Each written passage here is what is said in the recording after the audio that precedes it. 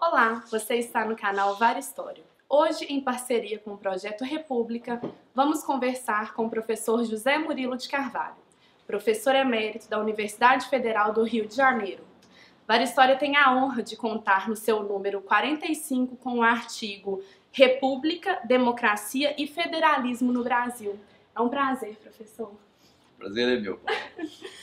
Professor, no seu livro A Formação das Almas, na conclusão, o senhor coloca a seguinte afirmativa: a República, mesmo após 100 anos da sua proclamação, esta não conseguiu ter um consenso mínimo entre os seus adeptos.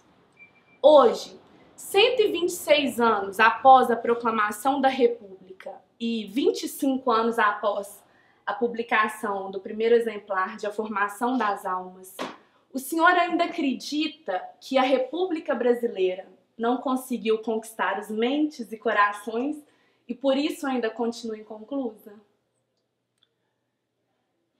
Quando eu falo república, tanto no texto como quando vou falar agora, eu estou me referindo, em boa parte, aos valores republicanos. Você pode se referir à república como um sistema de governo, com o presidente, o parlamentarismo, etc., um sistema representativo, com o chefe do Estado acumulando as funções de chefe de governo, ou a valores republicanos. Nós podemos ter um sistema republicano, politicamente falando, sem valores republicanos. Quando me refiro a valores republicanos, eu estou dizendo valores da tradição republicana que vem de Roma e que foram depois mais ou menos trabalhados por Montesquieu, é a ideia da virtude cívica do bom governo. Nesse sentido, eu digo que o Brasil nunca foi república. Curiosamente, às vezes a gente acha no texto do antigo regime, mesmo nos panfletos da independência, certas posturas que têm a ver com isso, com a responsabilidade pública, com o bom governo, com a administração honesta, transparente, etc. Em relação a isso, eu diria que hoje a nossa república, eu diria até que nos últimos anos nós tivemos um retrocesso nos valores republicanos. Em que sentido?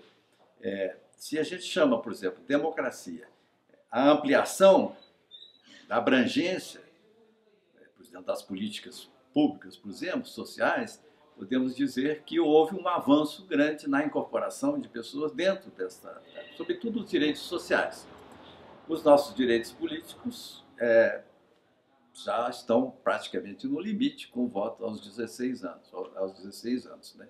Agora, do ponto de vista do bom governo, eu diria que com os exemplos todos aí que nós temos nos últimos anos, do mensalão, do petrolão e de outros escândalos, que tudo isso significa que é ausência de valores republicanos.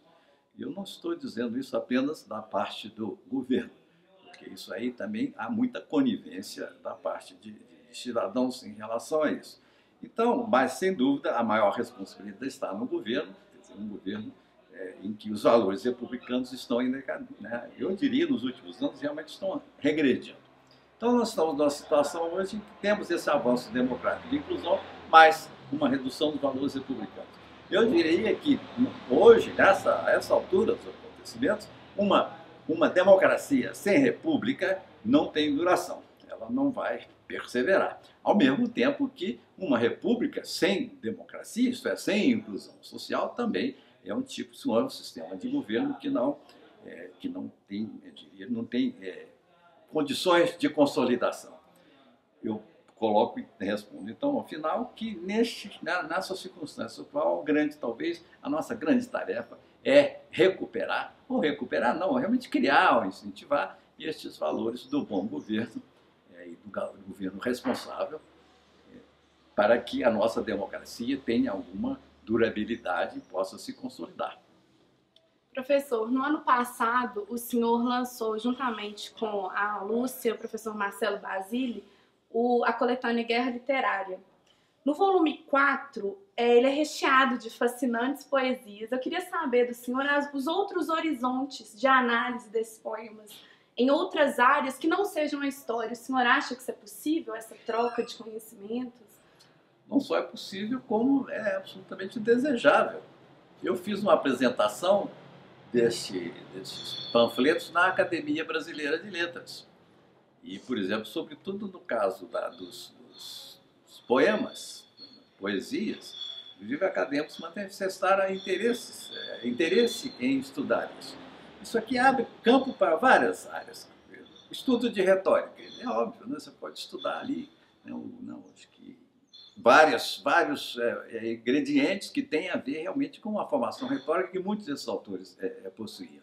A filologia tem um campo aí também de exploração. A própria literatura, né? A própria poesia é um campo aí para trabalhar. Os dicionaristas têm um campo também para trabalhar, porque o vocabulário político da época, como disse, estava variando, e havia palavras que algumas delas hoje nem são usadas com sentido diferente hoje. Então, abre realmente um campo muito grande de análise, de trabalho para vários especialistas, e não há maior desejo do que isso dos nossos, de Lúcia, Marcelo e eu, e que exatamente esse material sirva para este tipo de trabalho.